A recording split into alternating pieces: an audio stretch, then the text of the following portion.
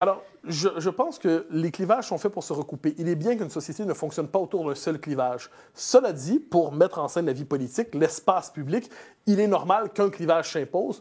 À mon avis, le clivage... Vous dites même qu'il en faut un. Oui, c'est indispensable parce que sinon, s'il y a 26 clivages, la société s'éparpille. Il faut savoir, globalement, les élections servent à former aussi une majorité capable de gouverner. Et elle doit gouverner d'ailleurs. Elle ne doit pas se laisser gouverner non plus quelquefois. Elle doit gouverner. Donc, le meilleur clivage, je pense, ça dépend d'une société à l'autre.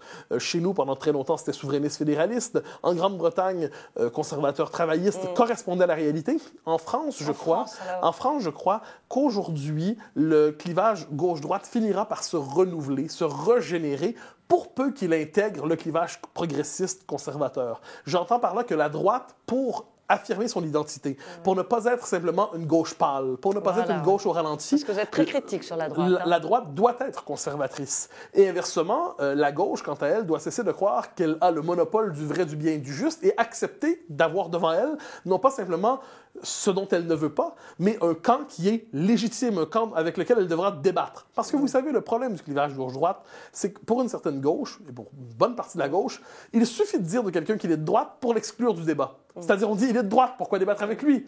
L'étiquette de droite sert à dire non fréquentable. Et ensuite, on va débattre entre gens fréquentables, c'est-à-dire entre progressistes de bonne réputation. Mais je pense que si le clivage gauche-droite peut se renouveler en intégrant donc progressiste conservateur, en intégrant la question nationale, souverainiste, européiste, s'il est capable d'absorber ça, et si chaque famille de pensée retrouve son identité, là, je pense que ce clivage qui est inscrit dans votre histoire nationale peut se régénérer, se revitaliser. Alors, comment